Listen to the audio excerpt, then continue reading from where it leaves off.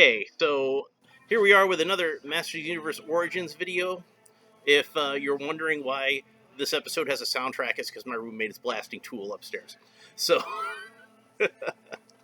and we have a special guest because we have baby Bat Kitty. Here she is. She wants all the attention, but she doesn't want to be on the camera. And there goes the washing machine. This is the YouTube gods are not in my favor on this video. Anyway, cat, stop nuzzling the computer. God. Maybe if I move it further back on the table. Now she's just trying to knock over the table. I'm going to lock you in the laundry room if you don't stop this. You don't want to get locked in the laundry room, do you? You can stay here with me, but you got to be a good kitty and stop nuzzling up against stuff while I'm trying to do a video. I'm normally really happy to have the kitty here because she's sweet. She likes to claw me. But it's because she loves me. She loves me. Ugh, God damn! Remember those old cartoons with the bulldog and the little kitten? Yeah, that's this kitten. Anyway, so here we have Buzz-Off, the heroic spy in the sky, and I'd been kind of sleeping on this one for a minute. Like I'd first seen him around Christmas time when I saw all those other Masters Universe Origins figures that I bought and did the reviews of just after Christmas. So I had a little bit of extra Christmas money, and they were plentiful. But this one, I still was kind of like, I don't want to go too nuts. And I knew he was going to be kind of a peg warmer. Not as bad a peg warmer as Stratos, obviously. God! Excuse me one moment. Poor kitty. I had to put her in the laundry room for the remainder of this review. It was just getting to be too much with her clawing at me. And now I don't see where I put the figure. Here it is. Okay. So she'll just have to sit in there for like the 10 or 15 minutes it takes me to do this, and then I'll let her out. But yeah, so I didn't get Buzz-Off at the time. I figured I'd wait on him. I figured I'd see him again. I've seen him a few times since, and usually just had something else to buy. But this time, while I was at Walmart just picking up some various crafting and hobby supplies, I happened to see Buzz-Off, and I'm like, you know what? They ain't got any other action figures here I want. I'm going to go ahead and buy them.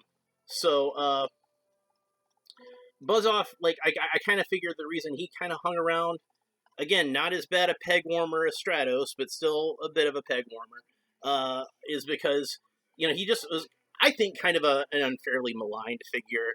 Like, he's not that popular of a character. I mean, the people who like him really like him, but there's just various reasons I don't think this character took off with a lot of Masters of the Universe fans, and I'm going to get into some of those while I talk about this figure.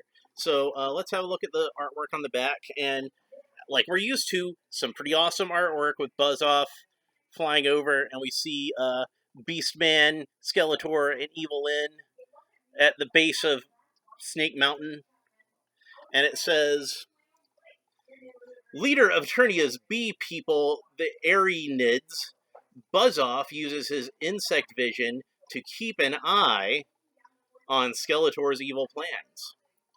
So yeah, let's go ahead and open him up. And what do we have here? We got the comic book Challenge of Jitsu, which of course I have already reviewed. That probably would have been in the Stratos review, because Stratos was the first one of those I found. Because like I said, Stratos is the worst peg warmer of this particular line. Like, I'm not sure, because like usually when I see one, I also see the other. I'm not sure which sells best between Jitsu and Sorceress. I would guess maybe Sorceress, because she's more of a major character, but also, the male figures do tend to sell a little bit better than the female figures. I think it's kind of exaggerated that boys don't buy female action figures, because they do, but, a boy would probably rather have Jitsu than the Sorceress if he had to pick one or the other. Me, I would have taken the Sorceress, because I kind of had a thing for the Sorceress. But something unusual I noticed about this guy is his weapons are not in a little baggie taped to the back of the figure, or to the back of the package. They're actually, his axe is in a little divot underneath here. He is held in with the abominable rubber bands that I despise. Or are they tabs that are even worse? They're tabs that are even worse than rubber bands. So I don't know where my X-Acto knife is in the minute, so I'm going to use my heated knife, which actually isn't heated right now, so it's basically just a regular X-Acto knife. And I'm going to cut those freaking tabs, because I hate them. There's just no good way to get at these things. I would rather have rubber bands. And see, like, this one was so tight, it actually left a little mark at his wrist. So, shame on them for that. Now, I'm not sure how I'm going to get the rest of them out of here. Hopefully this should just kind of slide through the hole, the wings. There we go. His wings have like a kind of techno pattern printed on them. I don't remember if the original Buzz-Off had like a techno pattern on his wings, but I think it's kind of neat. So, and he's got, of course, this bee helmet, which I never really understood the bee helmet because it makes his bee head look like a bee head. Whatever. I'm going to set that down for a second. And, of course, the axe, which this is basically like a retool of the original Grayskull axe, but with a hand guard so that he can more easily hold it with his pincers. So, I want to say I remember the original Buzz-Off as having more of a flat head without the antennae.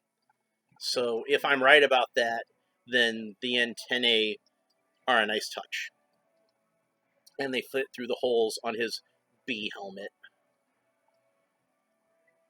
You know, like, I think the reason I originally designed him to have a removable bee helmet was because he was going to have a normal human head underneath. Basically like He-Man with black hair.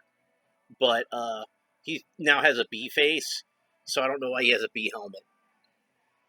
It doesn't make a lot of sense. But I do think that part of the reason that Buzz-Off isn't as popular as maybe he should have been is because of his face, which this is pretty accurate to the original Buzz-Off face, where he just has this goofy, shit-eating grin. This is not a show for kids. It's like, I think he might have been the first heroic warrior to be smiling at all, but it's such a goofy-looking smile. And it doesn't help that he has yellow skin, because then it's like, have a nice day, you know? So yeah, that was, if there's a weak point to Buzz-Off, it's his head. Like, I think really they should have given him a head that was more sort of insectoid, maybe with, like, some big mandibles. Like, think about Brundlefly. That's what I would have wanted Buzz-Off to look like when I was a kid. And, you know, like, I guess they tried to make him look more friendly-looking because he's supposed to be a good guy, but I still would have wanted an ugly good guy rather than a goofy-looking good guy. That's just me. So let's have a look at him, because he's got a lot of new parts. And in fact, the only thing on him, other than maybe like the inner joints, that I can see that I think are actually like parts that have been reused are his upper arms and the pelvis, which of course is standard. So he's got the standard upper arms and the standard pelvis. He's got a brand new torso, brand new lower arms, brand new hands that are actually mandibles, or claws. I'm sorry, not mandibles. I got mandibles on the brain. And they are jointed to go this way and this way. Not up and down, but side to side.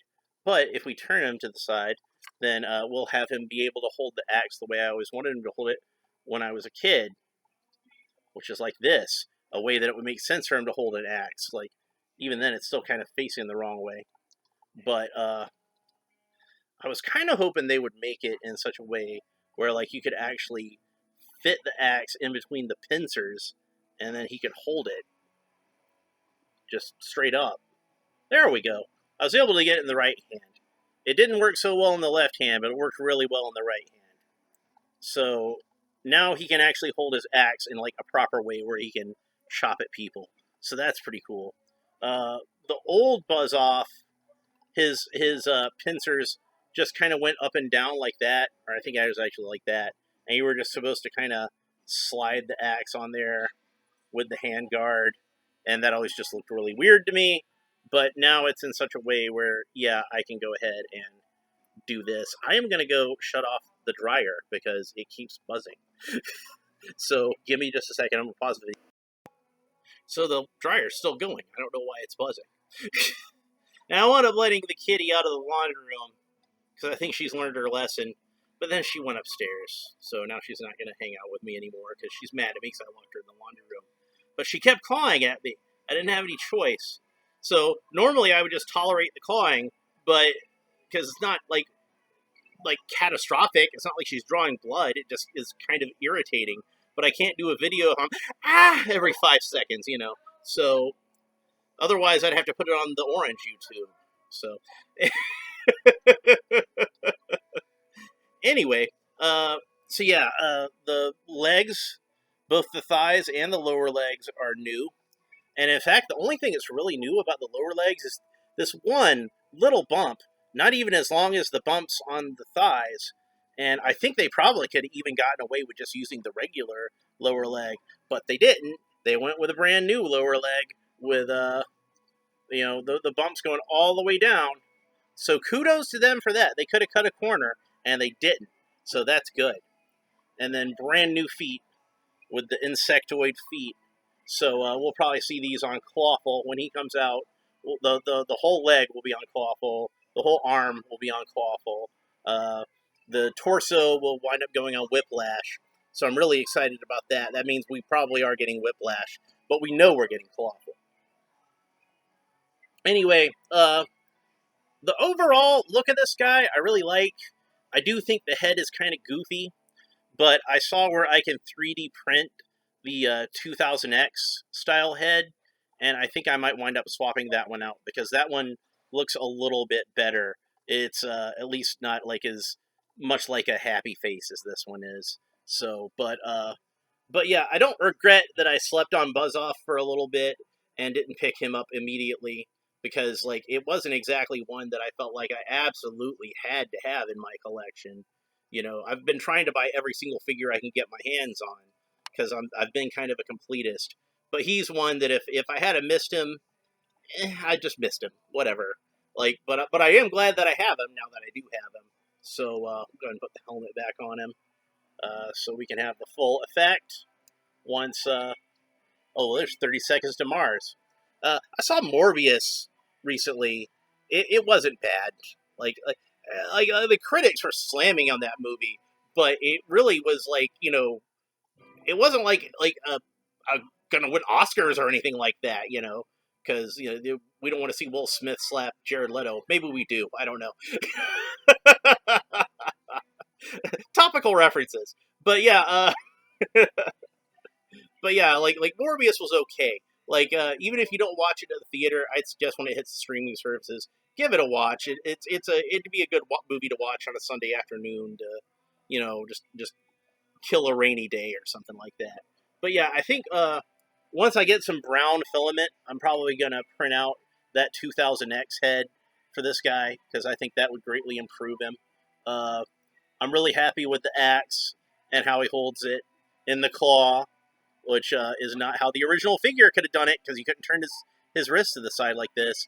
I did notice that the forearms have a little bit more of a hairy texture to them that I remember, which I think works really well on Buzz-Off since bees are kind of fuzzy, but I kind of wonder how well it will work when I get Clawful. So, anyway, that's pretty much it for this episode. If you like it, please like and subscribe and all the fun YouTube stuff down below. Leave a comment and tell me what you think about Buzz-Off and this particular version of Buzz-Off. And do you prefer the 2000X head like I do? Would you prefer they gave him a head even uglier like Brundlefly, which I really wish they had it done? God, we loved the ugly characters when we were kids, right? That's why we liked the bad guy figures so much. And here they gave us a good guy that's an insect, and he should have been just like bug ugly, but they tried to make him look kind of cutesy. So, you know, this cutesy little bee guy when like we wanted a killer bee guy. But anyway, that's pretty much it for this episode. Thanks for watching. We'll talk to you next time. Bye.